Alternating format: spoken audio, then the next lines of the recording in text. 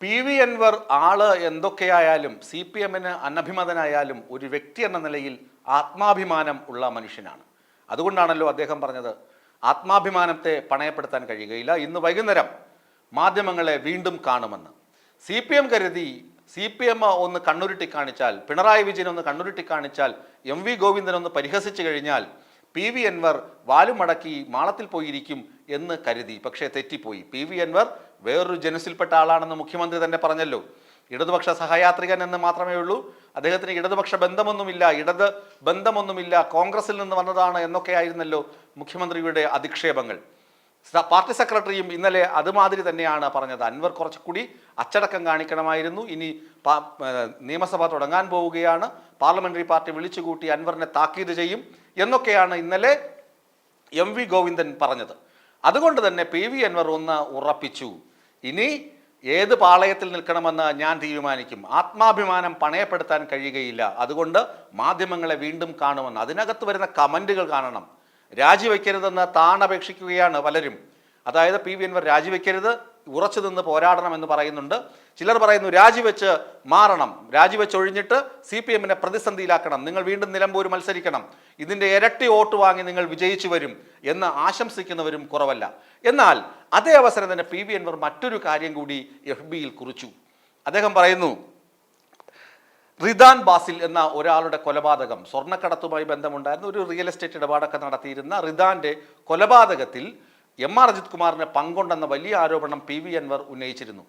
ഈ ബാസിലിന്റെ മരണവുമായി ബന്ധപ്പെട്ട് പോലീസ് നടത്തിയ അന്വേഷണം വിചാരണാ ഘട്ടത്തിലാണ്, വിചാരണ നടന്നുകൊണ്ടിരിക്കുകയാണ്. വിചാരണ നിർത്തിവെക്കണമെന്ന് കഴിഞ്ഞ ദിവസം അന്വേഷണ ഉദ്യോഗസ്ഥൻ കോടതിയോട് അറിയിച്ചിരുന്നു. ആ കോടതി അത് അംഗീകരിക്കുകയും ചെയ്തു. അതിൻ്റെ കാരണങ്ങളും പി.വി. അൻവർ നിരത്തുന്നുണ്ട്.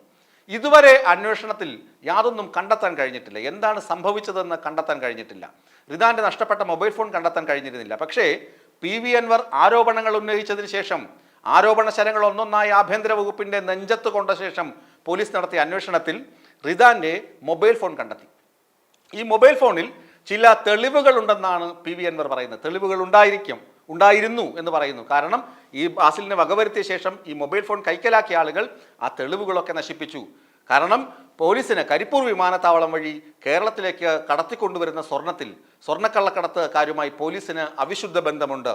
അതിലൊരു വിഹിതം പോലീസുകാർ ചിലരെടുക്കുന്നുണ്ട്, അതിൽ MR അജിത് കുമാറും പങ്കാളിയാണ് എന്ന തരത്തിലുള്ള ആരോപണമാണ് പി.വി. അൻവർ അന്ന് ഉന്നയിച്ചിരുന്നത്. എന്നിട്ട് ഇപ്പോൾ പി.വി. അൻവർ പറയുന്നുണ്ട് ഇത് ശരിയാണ്, കാരണം ആരോപണത്തിന് ശേഷമാണ് മൊബൈൽ ഫോൺ കണ്ടെത്തിയത്, ഇതുവരെ കാണാത്ത സാധനം, കണ്ടുകിട്ടിയില്ല എന്ന് പറഞ്ഞ സാധനം ഈ പോലീസ് എങ്ങനെ കണ്ടെത്തി പെട്ടെന്ന്, അങ്ങനെയൊക്കെ പറഞ്ഞിട്ടാണ്, ഇത്തരം കാര്യങ്ങൾ ചൂണ്ടിക്കാട്ടി തന്നെയാണ് പോലീസുകാർ വിചാരണ നിർത്തിവെക്കണമെന്ന് കോടതിയോട് അഭ്യർത്ഥിച്ചത്. കോടതി അത് അനുവദിച്ചിട്ടുമുണ്ട്. എന്നിട്ട് അദ്ദേഹം പി.വി. അൻവർ വേറൊരു കാര്യം കൂടി പറയുന്നുണ്ട്, ഞാൻ ഇനി ഇടപെട്ടത് കൊണ്ട് മാത്രം ബാസിലിന്റെ കുടുംബത്തിന് നീതി ലഭിക്കാതെ പോകരുത്, അതുകൊണ്ട് ഇത് സത്യസന്ധമായ അന്വേഷണം നടക്കണമെന്ന് അദ്ദേഹം മുഖപുസ്തകത്തിലൂടെ അഭ്യർത്ഥിച്ചിട്ടുണ്ട്. അതായത് ഇന്ന് വൈകുന്നേരം പി.വി. അൻവർ എന്ത് വെടിയാണ് പൊട്ടിക്കാൻ പോകുന്നത്? വെടിയും എന്ന് പറഞ്ഞാൽ കൃത്യം ബോംബ് ആണ് പൊട്ടിക്കാൻ പോകുന്നത്. അദ്ദേഹം രാജിവെക്കുമോ, അതോ അദ്ദേഹം പാർട്ടിക്ക് കീഴടങ്ങുമോ, അതോ അദ്ദേഹം മറ്റ് സമരമാർഗങ്ങളുമായി മുന്നോട്ട് പോകുമോ? ഏതായാലും അതൊക്കെ കണ്ടറിയാം. എങ്കിലും അൻവറാണ് ശരിയെന്ന് കേരളത്തിലെ ബഹുഭൂരിപക്ഷം ആളുകളും വിധി എഴുതുന്ന തരത്തിലേക്ക് CPM അൻവറിനെ അത്രമാത്രം മഹത്വവൽക്കരിച്ചു. CPM ഈ അടുത്ത് ചെന്ന് തൊട്ടതൊക്കെ ഇങ്ങനെയാണ്, തങ്ങളുടെ ശത്രുവാണെന്ന് ആരെ മുദ്ര കുത്തുന്നുവോ അവരെ കേരളം എടുത്തു വാഴ്ത്തും. കാരണം അവർ പറയുന്ന സത്യങ്ങൾ CPM-ന് മാത്രമേ മനസ്സിലാകാതെയുള്ളൂ, മുഖ്യമന്ത്രിക്ക് മാത്രമേ മനസ്സിലാകാതെയുള്ളൂ, ബാക്കി എല്ലാ സാധാരണക്കാർക്കും അത് സത്യമെന്ന് ബോധ്യപ്പെടുന്നു. ഇവിടെയാണ് മുകേഷിനെയും അതുപോലെ തന്നെ മറ്റുള്ള ചില, പ്രത്യേകിച്ച് മുകേഷിനെ ഒറ്റുകൊടുത്തൊക്കെ വാർത്തകൾ മാറ്റാമെന്നൊക്കെ CPM-ലെ ചിലരൊക്കെ ധരിച്ചുവെങ്കിലും അതൊന്നുമല്ല. ചില സത്യങ്ങൾ, അത് ജനം അറിയേണ്ട സത്യങ്ങൾ പി.വി. അൻവർ ഇങ്ങനെ വിളിച്ചു പറഞ്ഞുകൊണ്ടേ നടക്കുന്നു.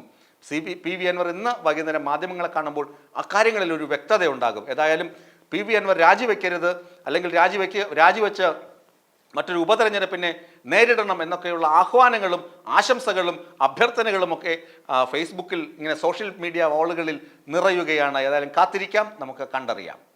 ഈ വീഡിയോ നിങ്ങൾക്ക് ഇഷ്ടമായാൽ ലൈക്ക് ചെയ്യുക. കൂടുതൽ വീഡിയോകൾക്കായി യോഗനാഥം ന്യൂസ് ചാനൽ സബ്സ്ക്രൈബ് ചെയ്യുക.